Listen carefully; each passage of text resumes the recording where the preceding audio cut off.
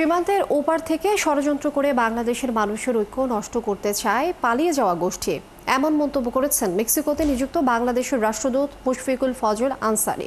বৃহস্পতিবার দূতাবাসের উদ্যোগে আয়োজিত এক অনুষ্ঠানে প্রধান অতিথি হিসেবে তিনি একথা বলেন। আরও জানাচ্ছেন সুফিয়ান ফারাবি। মেক্সিকোতে বাংলাদেশ দূতাবাসের উদ্যোগে অনুষ্ঠিত হয়েছে জুলাই গণঅভ্যুত্থান ও গণতান্ত্রিক যাত্রা শীর্ষক আলোচনা সভা। এতে প্রধান অতিথি ছিলেন রাষ্ট্রদূত মুশফিকুল ফজল আনসারী।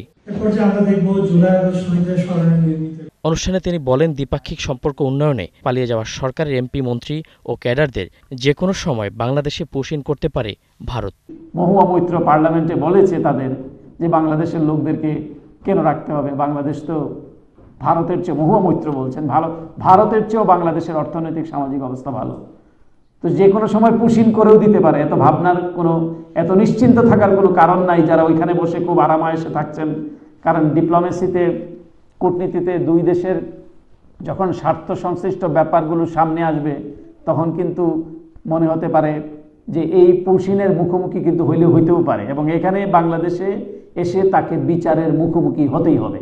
তবে দেশের বাইরে থেকে তারা এখন বাংলাদেশের মানুষের অর্জিত বিজয়ের আনন্দ নষ্ট করছে। যে ছাত্রদের যে অর্জন, রাজনৈতিক দলসমূহের যে অর্জন, সকল মানুষের যে অর্জন, এটি কিন্তু বৃথা যেতে দেওয়া যাবে না।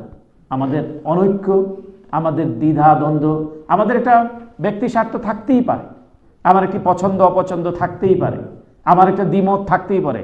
গণতন্ত্র মানে এই নয় যে সব বিষয়ে সকল মানুষ একমত পোষণ করবে। মতের ভিন্নতা থাকবেই, কিন্তু এই মত পার্থক্যটা যাতে মত বিরোধের রূপ না নেয়।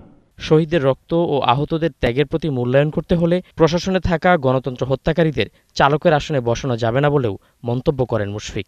শেখ হাসিনাকে তারা যে মহিরুহ, এই যে মুসেলিনের মতো যেটি বললাম, একটি দেবী সাজিয়ে তারা কবিতা লিখেছে, আমলার কাজ নয় কবিতা লেখা, গান লিখেছে, বই লিখেছে, মূর্তি বানিয়েছে। তো এই সমস্ত মানুষদেরকে চিহ্নিত করে এদেরকে, আমি বলছি না যে তাদের আপনি গর্দান কেটে দেন, কিন্তু আমি বলছি এই সমস্ত মানুষ যাতে ড্রাইভিং সিটে না থাকে, এই সমস্ত মানুষ যাতে ফ্রন্ট লাইনে না থাকে, পলিসি মেকিংয়ে যাতে না থাকে, সেই ব্যাপারে আমাদেরকে কাজ করতে হবে। এটা আমাদের সকলের কাজ, সরকারের যেমন কাজ, আবার যারা বাইরে আছেন, যারা নীতি নৈতিকতা বিশ্বাস করেন, যারা ফেসিবাদের বিরুদ্ধে লড়েছেন, তাদেরও দায়িত্ব হচ্ছে চোখে আঙ্গুল দিয়ে দেখিয়ে দেওয়া। অন্য এক প্রসঙ্গে বাংলাদেশিদের বৈধ উপায়ে পৃথিবীর বিভিন্ন দেশে কাজের জন্য যাওয়ার আহ্বান জানিয়ে তিনি বলেন, মানব পাচারের সঙ্গে যুক্ত কেউ দূতাবাসের কাছ থেকে ছাড় পাবে না। যদি আমরা কোনো বাংলাদেশির কোনো ইনভলভমেন্ট পাই, আমি তাকে বাংলাদেশি ভাবব না। যদি দেখি যে কাউকে জিম্মি করে টাকা আদায় করছে, আমরা কিন্তু ঘনিষ্ঠভাবে কাজ করি এই দেশের প্রশাসন এবং যুক্তরাষ্ট্র প্রশাসনের সাথে, আমি কিন্তু তাকে তুলে দিতে এক সেকেন্ডও দেরি করব না। সুফিয়ান ফারাবি, ৭১, ঢাকা। আমানতদারি নিয়ে একটা হলো হঠকারী করবে, আমানতের খেয়ানত করবে।